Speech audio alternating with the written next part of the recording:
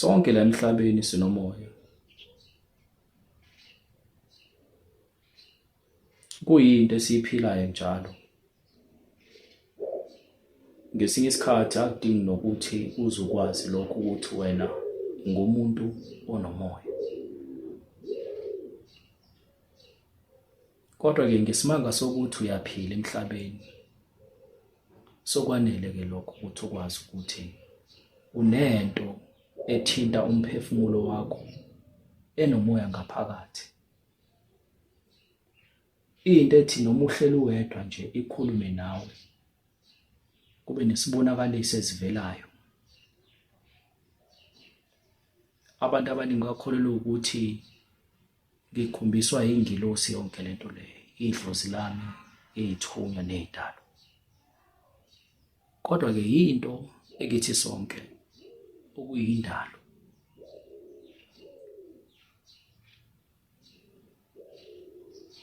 Le nto iyazenzakalela nje ngokwayo, ungakhulekelanga.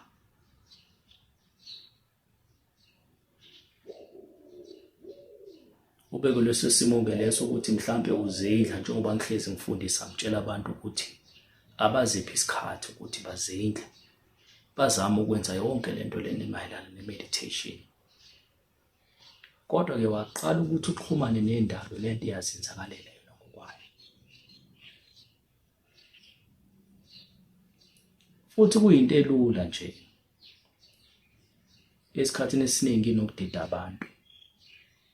Qala ukuthi ubone izinto ezijulile,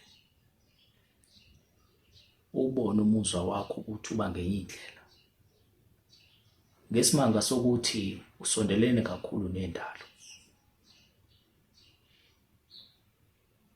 Ngisho noma kuthiwa mhlampe kuba yinto ukuthi kumele wenze inhlambululo, inhlambululo yakho ayisebenzi mengabe inhliziyo yakho uyayamukelanga lokho ukuthi kuyinhlambululo.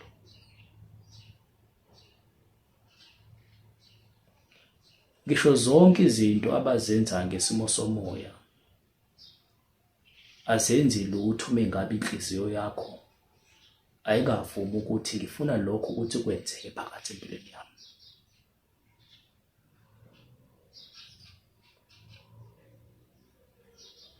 Into enamandla kakhulu kuyo yonke lento yomoya yinto esenhlizweni yakho nje kuphela. Ayikho enye into edlula lokho. Kodwa-ke into engakuthembisa yona ukuthi ungaphila nendalo. Kuyabalula kakhulu ngoba inhliziyo isondelene kakhulu nendalo. Isimo sakhona esikwazi ukwenza izimanga eyisondelene nenhliziyo, iphinde futhi isondelane ngisho nendalo.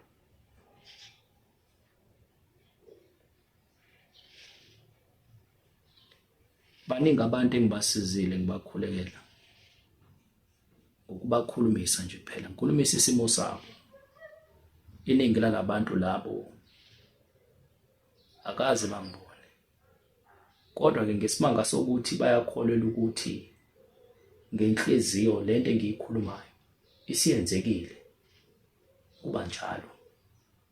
Hayi ngoba ngikushilo lokho, kodwa ngisuke ngikukhumbuza ukuthi amandla akhona lapho phakathi enhlizweni yakho, hayi kwenye indawo. Awekho kimi, awekho kwisihlahla, kodwa aphakathi enhlizweni yakho.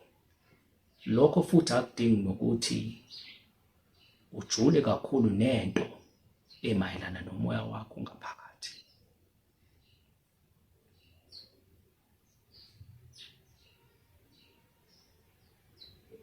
Lokho kuba lula kakhulu mengabe wena uzosondelana kakhulu nendalo nje kuphela, ungahlukani nayo. Kube yinto yazi ukuthi ilethe isisindo empilweni yakho, esenza isiqiniseko sokuthi ukwazi ukukhululeka ngaphakathi futhi ungaphindi ukhohlwe lokho. Inhliziyo nje kuphela. Bese-ke lento ipha amandla-ke, uba nothando olunganambandela. Yonke yonke into la emhlabeni ithintana nomoya idinga uthando olunganambandela.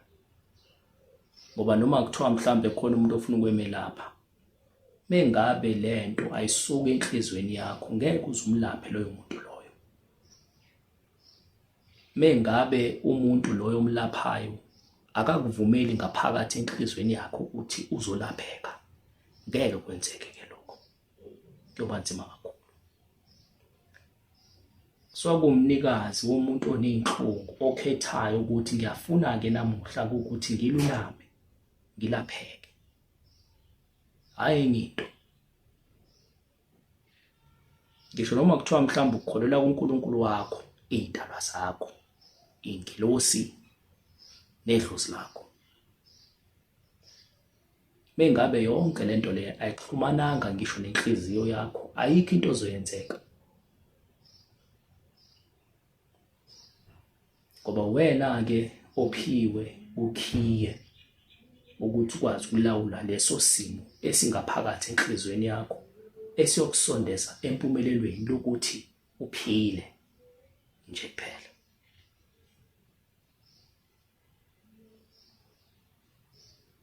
Ukwazi ukuphila, ngisho ungenzi lutho, ungenzi lutho nje sitalo, uphile nje phakathi enhlizweni yakho. Iyona-ke lento ekhuthaza umoya wakho ukuthi ukwazi ukwenza iy'manga ungathintwanga umuntu.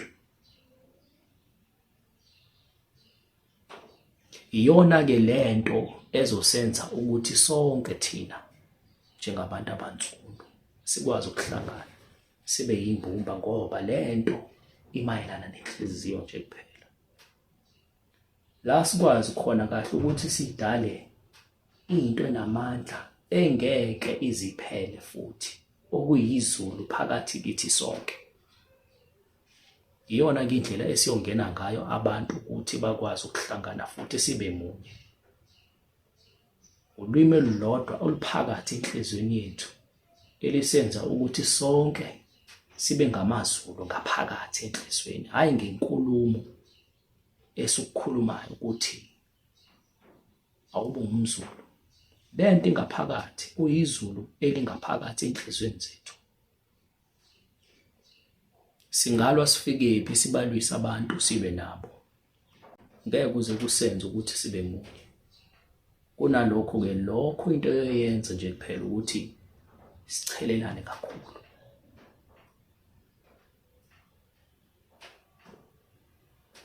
Liseduze izulu phakathi enhlizweni, isiqalo sokuthi abantu bathandane ngothando olunganambandela.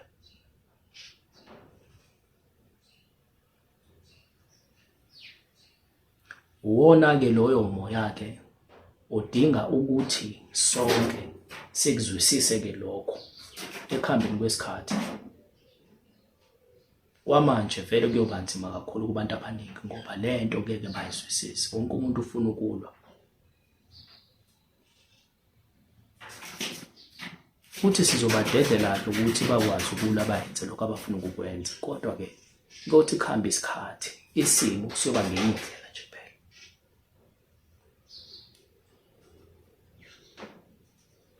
Angeke kube khona isidingo sokuthi uliwe, kodwa ukuthi sixhumane nenhliziyo esikufisayo, esikubonayo, ngeso lomoya, ngeso lengqondo ngaphakathi, kuyodala ukuthi kube njalo nje kuphela. Kodwa-ke engidinga ukuthi nonke nikwazi ukuthi ningakhohlwa yonke into ingaphakathi kubo bonke abantu abaphila emhlabeni ngokweqiniso. Siphile ey'nhlizweni zethu. Umehluko-ke kwamanje ukuthi abantu abaningi bakukhohliwe-ke lokho, kodwa kula siyakhona, kula siyakhona sonke. Abantu abaningi lento bazoyizwisisa-ke kahle.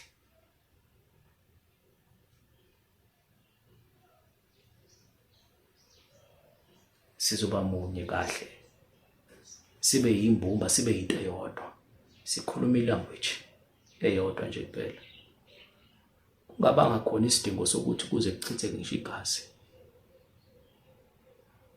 Ngokwazi ukuthi ube nolwazi, ukwazi lwakho luyokudalela-ke okuhle phambilini okuyokulethela impumelelo phakathi kubo bonke abantu, okuqaleni kwegazi, umoya, umphefumulo, amathambo, inyama. Kuyoba yizizwe eziyoyizwa yonke lento lena ngaphakathi mase iqala ukwenzakala. Ngoba-ke phela isikhathi sakhona sesifikile ukuthi kube njalo. Yingakho-ke ngicelile abantu ukuthi uhambo lolu engiyolihamba babe nami, bakwazi ukuyizwisisa yonke lento le, ikwazi ukuphila ebantwini kuqala bayikholelwe lento le mesiyenzeka.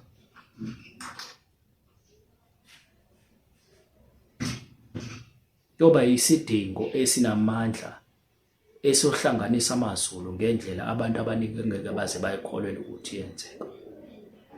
Kodwa-ke yona izoyenzeka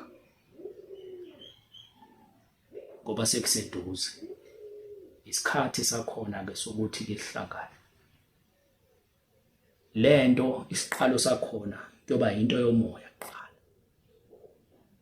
Sizwaneni-ke lapho-ke bese kubalula kakhulu mesisondelene ney'nhliziyo zethu sonke ngothando olunganambandela, olungakhethi, olungabandlululi, kodwa olunozwelo, uthando olufudumele eliyoletha impumelelo engeke iziphele, ngoba leyo mpumelelo siyoyidala ngaphakathi ey'nhliziyweni zethu sonke.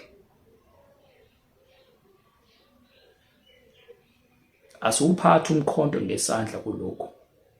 Umkhonto siwuphatha ngolimi lwethu, ngoba ulwimi lwethu lona-ke lolu olusondelene kakhulu nenhliziyo, ngesimo sokuthi mawulapho ngaphakathi into yoyikhuluma iyodala, iwakha, ibhidlize engabelanga ukuthi ube khona ey'mpilweni zethu. Akube yilokho-ke ngolwazi, wazi ukuthi umkhonto wakho, ulwimi lwakho oluyodala lulethe impumelelo phakathi kithi sonke.